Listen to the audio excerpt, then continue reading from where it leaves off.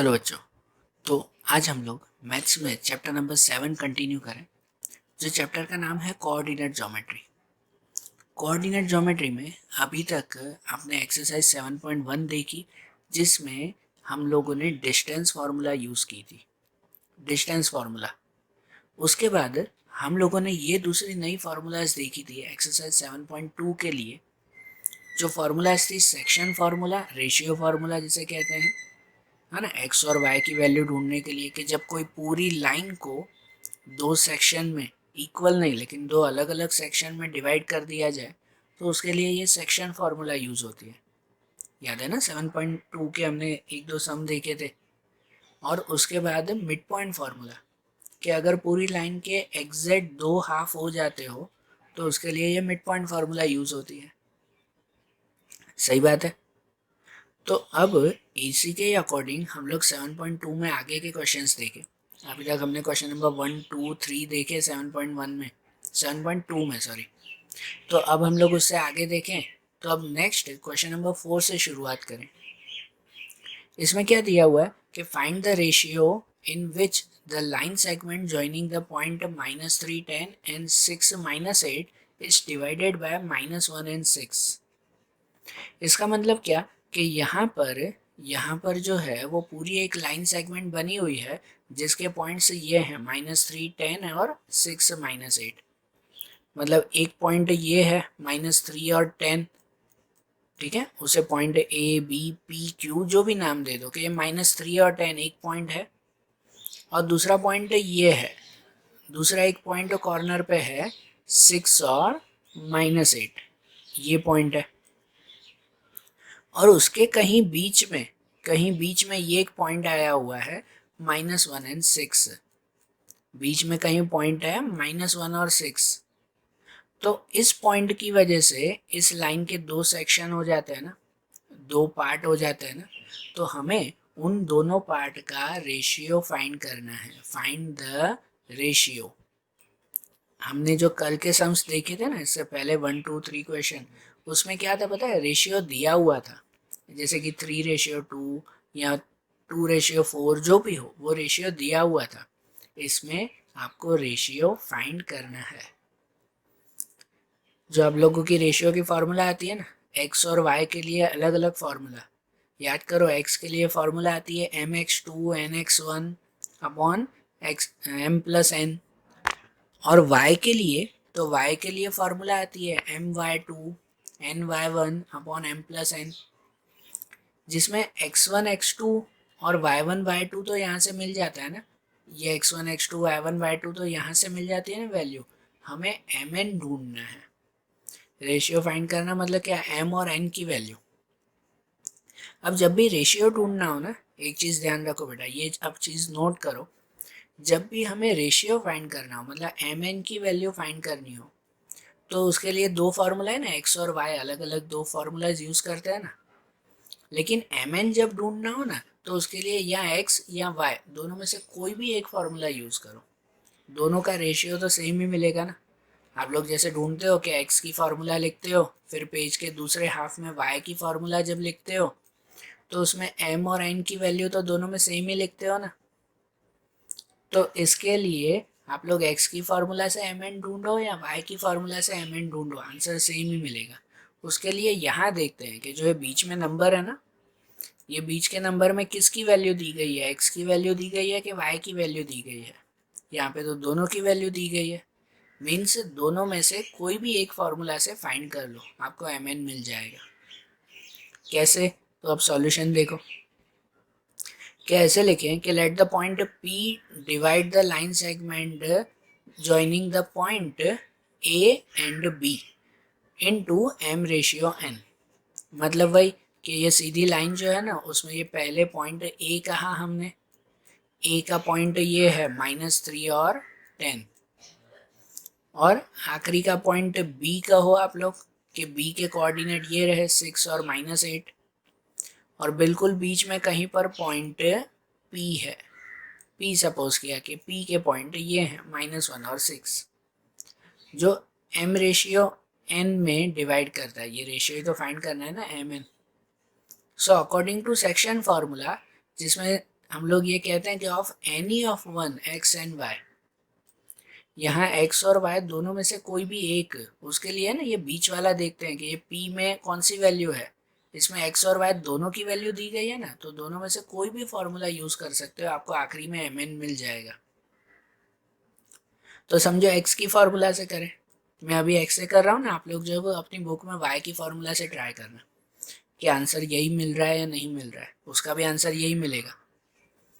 देखो x की formula से ट्राई करें तो x की फॉर्मूला आती है mx2 प्लस nx1 अपॉन में m प्लस n, ये फार्मूला ना, जिसमें ये x, तो इस x की जगह पे ये वैल्यू लिखना है जो p की वैल्यू है, यही x की वैल्यू लिखेंगे ना, हमें x तो दिया हुआ ही है ना, x की जगह पे ये वैल्यू जो बीच में नंबर है वो, तो x की जगह पे ये -1, y से ढूंढोगे तो y की जगह पे 6 लिखोगे। फिर mx2, तो m तो ढूंढना है, m तो वही लिखें, x2, तो x2 पे क्या लिखेंगे, x2 पे ये 6। अब देखो इतने सम्स हो गए, अब इतना तो ध्यान हो जाना चाहिए कि जो पहला a का है तो उसे x1 और y1 कहेंगे, जो b की वैल्यू है उसे x2 और y2 कहेंगे, इसलिए x2 पे क्या लिखेंगे, ये 6 प्लस nx1, तो n फाइंड करना है और x1 पे लिखेंगे ये -3, ये वैल्यू लिख दी। तो अब देखो ये -1 इक्वल टू, इन ब्रैकेट को हटा दे तो m मल्टीप्लाई 6, तो 6m माइनस ये n मल्टीप्लाई 3, तो 3n, माइनस था ना इसलिए माइनस किया कि -3n अपॉन में mn। अब ये जो अपॉन में mn है ना, ये जो अपॉन में mn दिया हुआ है उसे क्रॉस में ले जाए -1 के साथ, mn को यहाँ क्रॉस मल्टीप्लाई कर दे -1 के साथ, तो -1 के साथ इसको मल्टीप्लाई करेंगे तो क्या हो जाएगा, -1 को m से करोगे तो -m, -1 को n से करोगे तो -n, ये mn यहाँ ले गए तो ये हो गया ना -m और -n इक्वल टू, यहाँ पे यही लिखेंगे 6m -3n, यहाँ पे यही लिखा। अब क्या, तो अब mm एक साइड करेंगे और nn एक साइड करेंगे, ध्यान देना ये दोनों m जो हैं वो सेम साइड पे लिखें और दोनों n वो सेम साइड पे लिखें, तो इसलिए ये -m यहीं पे ही लिखते हैं, ये जो 6m प्लस में है ना, इक्वल टू के साइड कुछ नहीं मतलब प्लस में, तो उसे यहाँ ले आएंगे तो क्या हो जाएगा -6m, -m यहीं पे ही और ये -6m, दूसरी तरफ ये -3n यहीं पर ही, -3n यहीं पे ही, ये -n को यहाँ ले आएंगे इक्वल टू के साइड तो क्या हो जाएगा +n, मतलब ये -3n और +n, अब प्लस माइनस तो -m और -6m कितना हो जाएगा -7m, या -3n और +n, माइनस प्लस माइनस तो 3 में से 1 जाएगा तो -2n। अब जब हमें रेशियो ढूंढना हो ना, m रेशियो n हमें फाइंड करना है ना, तो रेशियो को हम लोग ऐसे भी लिखते हैं फ्रैक्शन में m/n, रेशियो ढूंढना हो तो वो फ्रैक्शन में भी लिखा जाता है m/n, ठीक है। तो अब अगर फ्रैक्शन में लिखना है ना, तो ये जो आपका नंबर मिला उस नंबर को हम लोग क्रॉस में ले जाएंगे, मतलब mn अब फ्रैक्शन में एक तरफ और नंबर फ्रैक्शन में एक तरफ, मतलब देखो यहाँ 7m है ना, तो उसका m हमने यहीं रहने दिया ऊपर, और यहाँ पे 2n का जो n है वो n को क्रॉस में नीचे लेके आए, मतलब क्या हो गया m/n, समझे, 7m का m वहीं रहने दिया और ये 2n का n वो हम लोग क्रॉस में ले आए, तो m/n इक्वल टू करके इस तरफ नंबर में -2 यहीं रहने दिया ऊपर, और ये जो 7m के साथ जो -7 है वो -7 को क्रॉस में नीचे लेके आए, मतलब इस तरफ हो गया -2/-7, ऐसे बन गया ना। सो m/n इक्वल टू ये माइनस माइनस हटा दो, माइनस माइनस कर तो बचेगा 2/7, ये जो m/n मिला ना, तो यही तो रेशियो हुआ, तो जैसे रेशियो में कहेंगे m/n इक्वल टू 2/7, समझे ना, ये रेशियो मिल गया ना, मतलब जो पॉइंट P है ना, वो पॉइंट P उसको 2 पार्ट और 7 पार्ट में डिवाइड करता है, ये 2 रेशियो और ये 7 रेशियो, आई बात समझ में। ये हमने कैसे x की वैल्यू ढूंढ के लिखा, x की फॉर्मूला से हमने लिखा ये, वैसे ही अगर आप लोग y की फॉर्मूला से ट्राई करोगे ना, y की फॉर्मूला से ट्राई करो इसे, जिसमें y की जगह पे 6 लिखेंगे, y1 y2 पे ये लिखेंगे ना, y1 पे 10, y2 पे -8, उससे सॉल्व करना तो भी आंसर आपका 2:7 ही आएगा।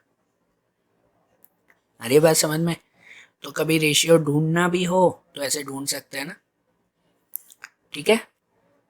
अब देखो ऐसे ही इसका क्वेश्चन नंबर 5 देखें। इसमें भी लिखा हुआ find the ratio in which the line segment joining A and B is divided by x axis and also find the coordinates of the point of division. अब इसमें क्या दिया हुआ है आपको कि find the ratio in which the line segment A B divide by x axis.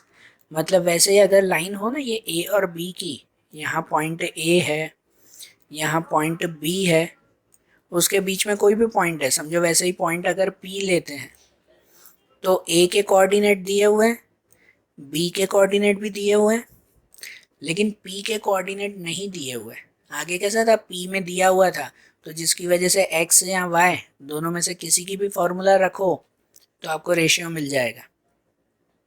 लेकिन यहाँ पी की वैल्यू तो दी नहीं है, एक्स वाई दोनों ही नहीं दिए हुए हैं।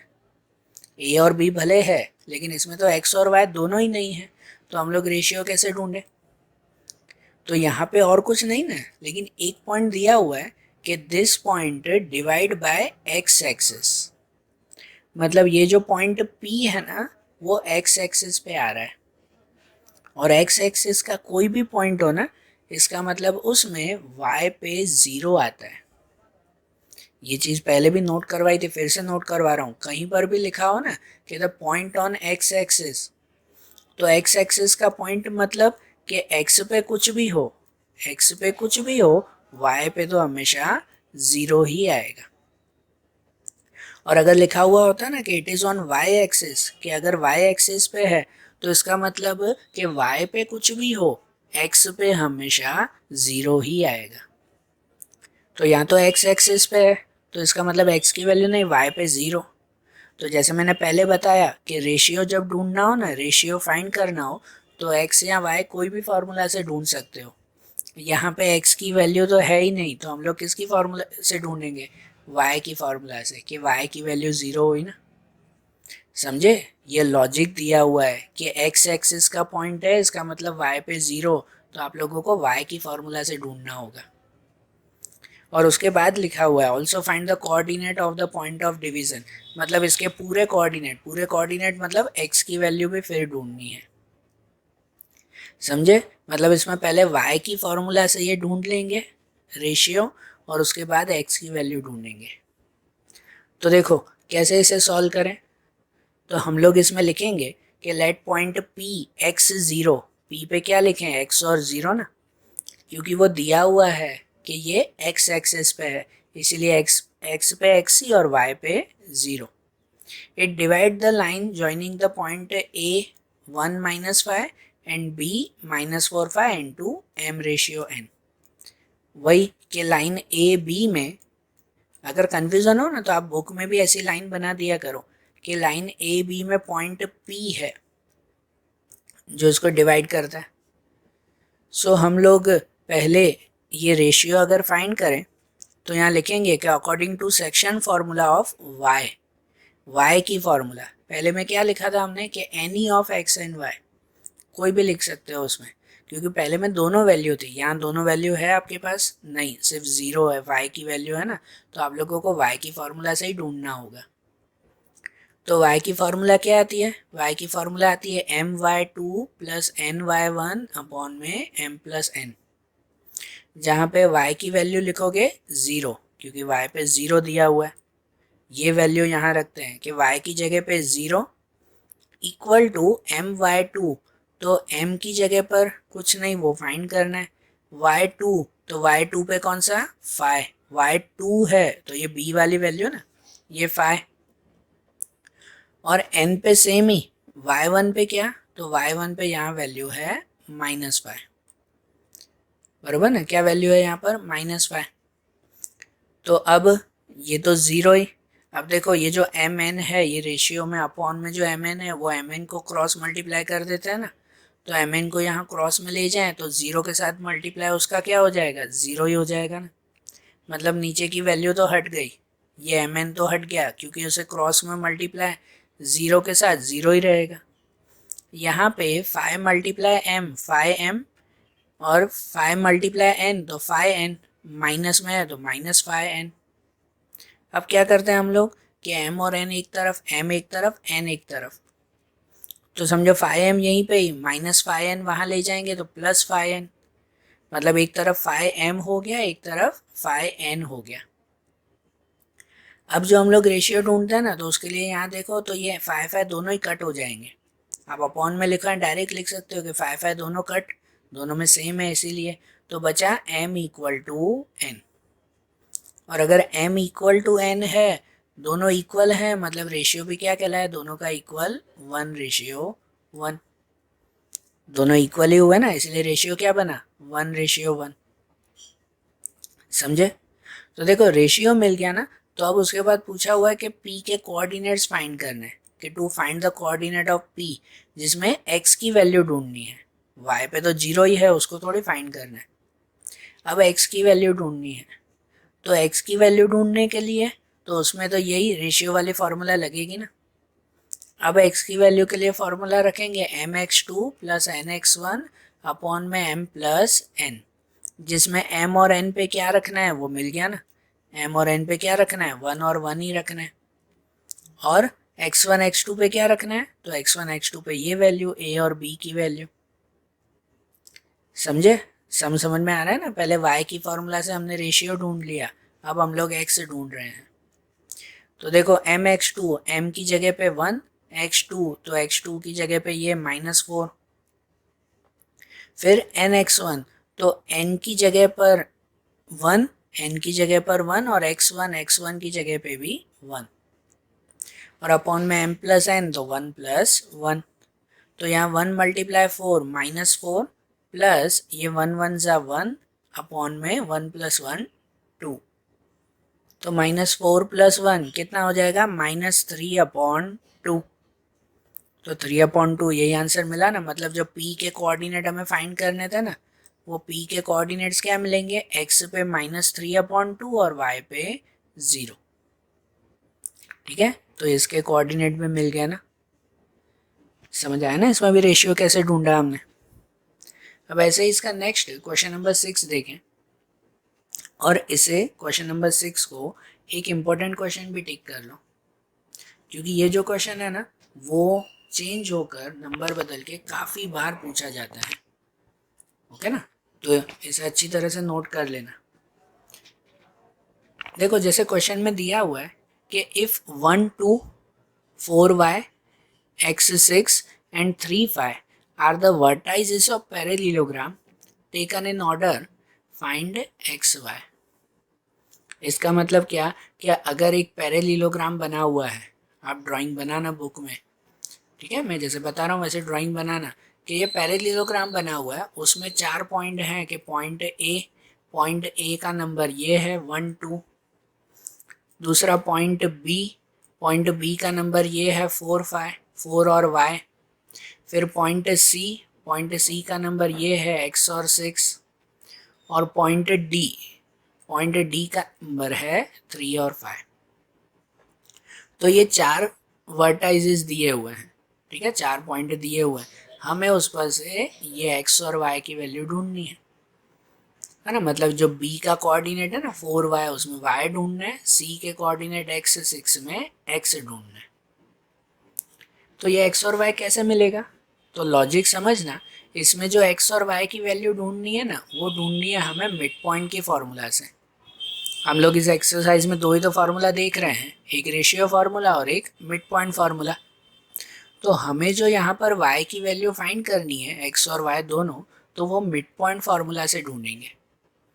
क्यों मिड पॉइंट फार्मूला पता है, क्योंकि ये पैरेललोग्राम है ना, तो पैरेललोग्राम में दोनों जो अगर डायगोनल्स हुए ना, वो एक दूसरे को इक्वली इंटरसेक्ट करते हैं। मतलब समझो ये ए सी अगर हुआ, तो वो ए सी का जो मिड पॉइंट होगा ना, ये डायगोनल ए सी, उसका जो मिड पॉइंट होगा ना, वही बी डी का भी मिड पॉइंट होगा। बी डी का मिड पॉइंट भी वही होगा। ए सी का मिड पॉइंट और बी डी का मिड पॉइंट इक्वल होगा, इसलिए एक बार ए सी के मिड पॉइंट की वैल्यू रखेंगे और फिर एक बार बी डी के मिड पॉइंट की वैल्यू रखेंगे, जिस पर से हमें ये एक्स और वाई मिलेगा।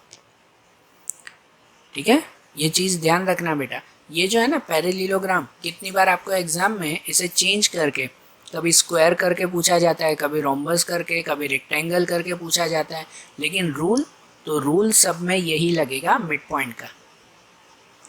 समझे? तो देखो कैसे सॉल्व करना है वो हम लोग समझे। ए बी सी डी, ये पैरेललोग्राम तो ध्यान आ गया। अब इनका जो सॉल्यूशन देखे ना, कि समझो ऐसा है, मैं फिर से बना रहा हूँ वैसे ही, क्योंकि ये ड्राइंग पर से ही आपका ये सम होगा, इसलिए मैं ड्राइंग फिर से बता रहा हूँ कि सपोज कि वही ये 4 पॉइंट हैं कि ए बी सी और डी चारों दिए हुए हैं, जिसमें पहले लिखें कि in parallelogram A B C D M X Y is the mid point of A and C. ये जो ए और सी पॉइंट है ना, ये ए सी समझो डायगोनल बना रहे हैं, उसका एक मिड पॉइंट एम है। ए सी का मिड पॉइंट क्या है, तो ये एम दिया हुआ है। ठीक है, हैंडराइटिंग थोड़ी ध्यान देना है यहाँ पर। ठीक है ना, तो इनका ये मिड पॉइंट दिया हुआ है, ए और सी का मिड पॉइंट ये एम। तो मिड पॉइंट है तो मिड पॉइंट की फॉर्मूला रख सकते हैं ना। एम की वैल्यू नहीं पता है तो एम की वैल्यू हम लोग क्या कहेंगे, एक्स वाई। एम की वैल्यू क्या कही जाएगी, एक्स वाई, जिसमें ए की वैल्यू पता है 1 2 और सी की वैल्यू पता है एक्स और 6। बरोबर। तो मिड पॉइंट की फार्मूला रखें according to mid point formula. ध्यान से समझना, मिड पॉइंट की दो फार्मूला आएगी ना, x equal to x1 plus x2 upon 2 और y पे y1 प्लस y2 अपॉन 2। तो यहाँ पे x equal to, mid point में x तो नहीं पता है, x इक्वल टू x1 पे क्या लिखेंगे, तो x1 पे 1, x1 पे 1 प्लस x2, तो x2 पे क्या लिखेंगे, x2 पे ये x ही लिखेंगे, तो x2 पे x अपॉन में 2। अब ध्यान रखो बेटा, ये x अलग है, ये जो x है ना वो x अलग है, ये x इसका है m का मिड पॉइंट इसका, और ये जो x है वो x अलग है, ये x इसका x है c का है, दोनों नाम x x ही, लेकिन कंफ्यूजन मत करना। बराबर। तो यहाँ x इक्वल टू, इनका प्लस तो होगा नहीं, 1 प्लस एक्स अपॉन 2, ये x की वैल्यू यही रखते हैं। और दूसरी तरफ y की वैल्यू अगर रखें तो उसकी formula y1 plus y2 upon 2, जहाँ y1 तो y1 पे रखेंगे ये 2 और y2 पे क्या, तो y2 पे 6, तो y1 पे 2 प्लस y2 पे 6 अपॉन 2, तो y equal to 2 plus 6 8 upon 2, 8 upon 2 4, y equal to कितना, तो 4। ये मिल गया ना y की वैल्यू, मतलब जो हमें m था ना मिड पॉइंट, वो m मिड पॉइंट की वैल्यू मिल गई, सपोज वैल्यू मिली, पूरी भले ही नहीं, लेकिन ये जो m में x और y था ना उसकी मिड पॉइंट की वैल्यू मिल गई 1 प्लस एक्स अपॉन 2 और y की वैल्यू 4। अब जैसे हमने ए सी का मिड पॉइंट किया ना, अब ऐसे ही हम लोग मिड पॉइंट किसका करेंगे, बी डी का। मतलब देखो यही सिचुएशन फिर से लिखें, कि मैं फिर से लिख दूं कि अब वही समझो क्वाड्रिलेटरल है, वही नाम है ए बी सी डी, बराबर, कि यही नाम है ए बी सी डी, लेकिन अब हम लोग बी डी का मिड पॉइंट ढूंढेंगे और उसके मिड पॉइंट का नाम भी एम ही देंगे। मतलब अब ऐसे लिख सकते हैं कि in quadrilateral parallelogram A B C D M X 1 plus x upon 2 and 4, यहाँ अब जो m मिड पॉइंट है ना, m is also mid point of b and d, तो अब यहाँ m की वैल्यू हमें पता है, वो m की वैल्यू लिखेंगे हम लोग। पहले कैसे था, हम लोग m पे खाली x और y लिख रहे थे, लेकिन अब वो m की वैल्यू ढूंढ ली ना, क्योंकि a c का मिड पॉइंट भी तो वही रहेगा ना। ये पॉइंट ध्यान देना बेटा, कि इसलिए m पे अब क्या लिखेंगे, 1 plus x upon 2 comma 4, x की वैल्यू ये मिली थी पहले और y की वैल्यू ये मिली थी 4, is also mid point of b and d, जो b की वैल्यू ये है 4y और d की वैल्यू 3y। तो फिर से मिड पॉइंट फार्मूला रखें according to mid point formula, कि x equal to x1 plus x2 upon 2, तो इसमें देखो कि अब ये जो x है ना, ये जो x है उस x की जगह पे हम लोग क्या लिखेंगे, ये m की वैल्यू, क्योंकि मिड पॉइंट ढूंढा ना हमने पहले, इसलिए तो 2 बार मिड पॉइंट की फॉर्मूला रखा रहे हैं कि भाई जो पहले में मिड पॉइंट की वैल्यू मिली आप वो दूसरे में रख सको। तो इसलिए m इक्वल टू 1+x/2, तो x की जगह पे ये लिखेंगे 1+x/2 इक्वल टू x1, तो x1 पे क्या लिखेंगे 4 और x2 पे क्या लिखेंगे ये 3। तो x1 पे 4 प्लस x2 पे 3/2। तो यहाँ पे 1+x/2 इक्वल टू यहाँ पे 4+3 7/2, जिसमें क्रॉस मल्टीप्लाई कर दें, ये 2 का यहाँ क्रॉस मल्टीप्लाई, ये 2 का यहाँ 7 के साथ, तो 2 का यहाँ अगर क्रॉस मल्टीप्लाई करोगे तो 2 1 ज़ा 2 प्लस 2 को x के साथ 2x, 2 plus 2x equal to 2 को 7 के साथ मल्टीप्लाई तो 2 7 ज़ा 14। सो 2x इक्वल टू यहाँ 2x, अब ये प्लस 2 को यहाँ ले जाएं तो 2x equal to 14 minus 2 means 2x equal to 12, और ये 2 डिवाइड में तो x इक्वल टू 12 डिवाइड 2, तो x इक्वल टू 6। मतलब जो हमें c के कोऑर्डिनेट में ढूंढना था ना, जो c के कोऑर्डिनेट में हमें x की वैल्यू ढूंढनी थी, वो x की वैल्यू कितनी मिल गई हमें 6 मिल गई, बरोबर। अब ऐसे ही y की वैल्यू लिखें। अब मिड पॉइंट में y की फॉर्मूला ऐसे करें, पेज के दूसरी साइड के y equal to y1 plus y2/2। तो अब यहाँ y पे क्या लिखा जाएगा, तो y पे ये लिखा जाएगा 4, क्योंकि ये मिड पॉइंट पहले ही ढूंढा है हमने, तो इसलिए y पे 4 इक्वल टू y1, तो y1 पे क्या लिखेंगे y लिखेंगे, और y2 पे क्या, तो 5। तो y1 पे y प्लस y2 पे 5/2। तो यहाँ जो 4 है वो क्रॉस में जाएगा, 4 2 ज़ा 8 इक्वल टू ये y plus 5। So y equal to 8 यहीं पे ही और प्लस 5 यहाँ आएगा तो -5, मीन्स y इक्वल टू हो जाएगा 8 - 5, 8 - 5 आंसर 3। y की वैल्यू 3, मतलब जो b के कोऑर्डिनेट में, ये b के कोऑर्डिनेट में हमें y की वैल्यू ढूंढनी थी ना, वो वैल्यू कितनी मिल गई हमें 3 मिल गई। समझ आया? ये क्वेश्चन को फिर से बोल रहा हूँ, इंपॉर्टेंट क्वेश्चन टिक करना। कैसे कि पैरेललोग्राम में हमें जब भी कोऑर्डिनेट्स की वैल्यू ढूंढनी हो ना, तो हम लोग डायगोनल्स का यूज करके 2 बार मिड पॉइंट की फॉर्मूला यूज करेंगे, एक बार AC और एक बार BD। क्लियर? अब ऐसे ही दूसरा क्वेश्चन देखें, इसमें क्वेश्चन नंबर 7। अब क्वेश्चन नंबर 7 ऐसा है कि find the coordinates of a point A where AB is a diameter of circle whose center is 2 - 3 and B is 1 4। अब यहाँ कैसे है देखो, ये सिंपल सम लेकिन थोड़ा लॉजिकली दिया हुआ है, इसमें एक बहुत अच्छा लॉजिक है, समझना।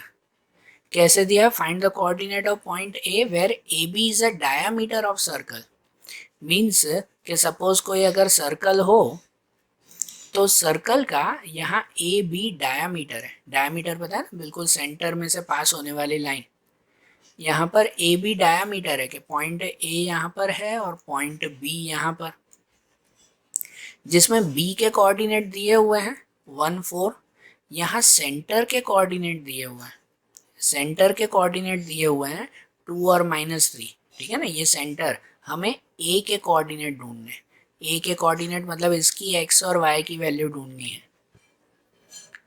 अरे भाई समझ में कि यहाँ सर्कल में बीच में सेंटर पे क्या आएगा वो दिया हुआ है, यहाँ B की वैल्यू दी गई है, A की वैल्यू ढूंढनी है।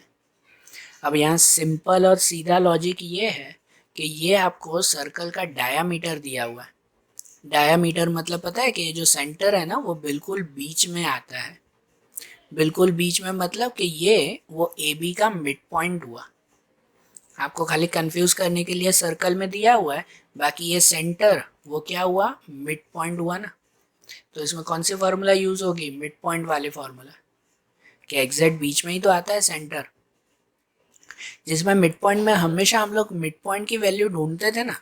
यहाँ मिड पॉइंट की वैल्यू दी गई है, सेंटर ये मिड पॉइंट की वैल्यू दी गई है, हमें ये साइड वाले A की वैल्यू ढूंढनी है। आप लोग मिड पॉइंट की वैल्यू हमेशा ढूंढते थे, वो इसमें दिया हुआ है, आपको साइड वाले ए की वैल्यू फाइंड करनी है, तो फार्मूला तो मिड पॉइंट की ही लगेगी इसमें।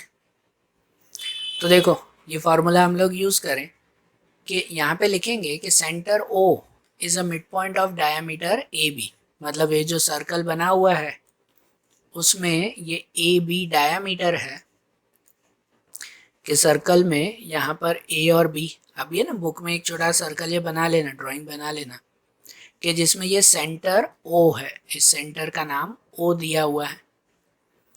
तो लिखा हुआ है सेंटर ओ जिसके कोऑर्डिनेट 2 और -3 है, ओ की value is a mid point of diameter A B, वो ए बी का मिड पॉइंट है।